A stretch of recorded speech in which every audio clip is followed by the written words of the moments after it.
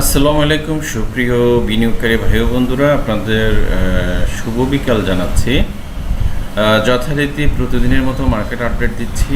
আজকে শুধুমাত্র আমরা ইন্ডেক্সের আলোচনা করব, যেহেতু আজকে বৃহস্পতিবার, সপ্তাহের শেষ দিন।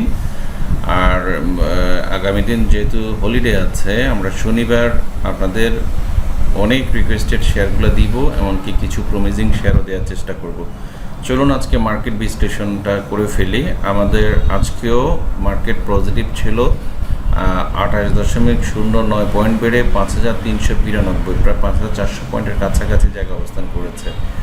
আমরা দীর্ঘদিন টানা এত লম্বা একটা উত্থান আসলে অনেক দিন আমরা দেখিনি, আমাদের অনেক ভালো লাগছে। আজকে মার্কেট 161 অ্যাডভান্স এবং 171 ডিক্লাইন করেছে, যেটার কারণ আছে আজকে সেক্টর ওয়াইজ মুভমেন্ট হয়েছে। সেক্টরের মধ্যে আমরা দেখতে পেয়েছি আজকে ব্যাংক, লিজিং, ইন্স্যুরেন্স খুব ভালোভাবে দাম বেড়েছে। পাশাপাশি ফান্ডামেন্টাল শেয়ার যেগুলোতে দাম গতকালকে বেড়েছিল, সেগুলো কিছুটা আজকে দর পতন হয়েছে। তো এটাই বাজারের সৌন্দর্য, কারণ সেক্টর ওয়াইজ মুভমেন্ট আমরা দীর্ঘদিন আশা করছি। সেক্টর ওয়াইজ মুভমেন্ট ছাড়া আসলে বাজারের সৌন্দর্যটা আসে না, যেটার কারণে আমরা বিভিন্ন সেক্টরে অনেকগুলো পতন দেখেছি। যেমন আজকে আমরা যেমন এটা ফাইন্যান্স সেক্টর, ফুল সেক্টর আপ।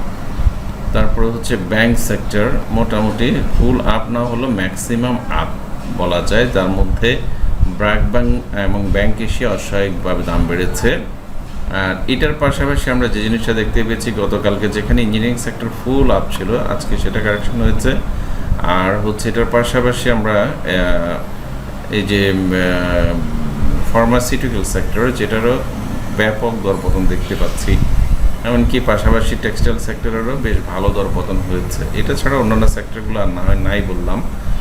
তো এইভাবে যদি বাজার চলতে থাকে, বাজার যদি কারেকশানও না হয় বা বাজারের কারেকশানও হয় অথবা ইন্ডেক্সও বাড়ে, এতে আমাদের কিছু যায় আসে না। আমার নির্দিষ্ট শেয়ারটার দাম বাড়ছে কিনা, এটা আমার কাছে অনেক বেশি ইম্পর্টেন্ট। চলুন আমরা এখন ইন্ডেক্সের আলোচনাটা করি। ইন্ডেক্সের দীর্ঘমেয়াদী যা লং ট্রেন্ড লাইন, সেটার অনেক বেশি কাছাকাছি আমরা চলে আসছি। 5,644 পয়েন্ট বা 45 পয়েন্টের রেসিস্ট্যান্সটা আছে, যেটা মোটামুটি বলা যায় অনেক শক্তিশালী আর অনেকটা পার্মানেন্টের মতোই। এটার পাশাপাশি এটার আগেও আমরা একটা মোটামুটি একটা রেসিস্ট্যান্স দেখতে পাচ্ছি। সেই রেসিস্ট্যান্সটা লেভেল হইতে পারে এরকম, যে লেভেলটাকে আমরা এক্সটেনশন করলে আমরা যে ট্রেন লাইনের প্রত্যাশা করেছিলাম, সেই ট্রেন লাইনের কাছে এসে কিন্তু আমরা সেই রেসিস্ট্যান্স এরিয়াটার মধ্যে কিন্তু আমাদের ট্রেন লাইনটা এসে পড়েছে। তো আমরা ধরেই নিচ্ছি আমরা 5,700-800 পর্যন্ত বাজার চলে গেল, আমরা অবাক হব না। যেভাবে ভলিউম বেড়েছে, যেভাবে বাজার বাড়ছে, বাজারে এটা সৌন্দর্য বলা যেতে পারে।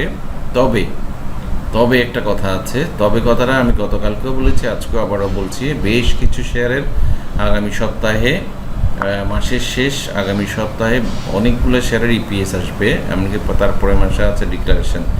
সো আপনারা মেন্টালি প্রিপারেশন থাকবেন, যে শেয়ারটা টেকনিক্যালি সাউন্ড, সেই শেয়ারটা ছাড়া স্টপ লস মেনটেন না করে কোনোভাবে আপনারা নতুন শেয়ার ইনভেস্ট করবেন না।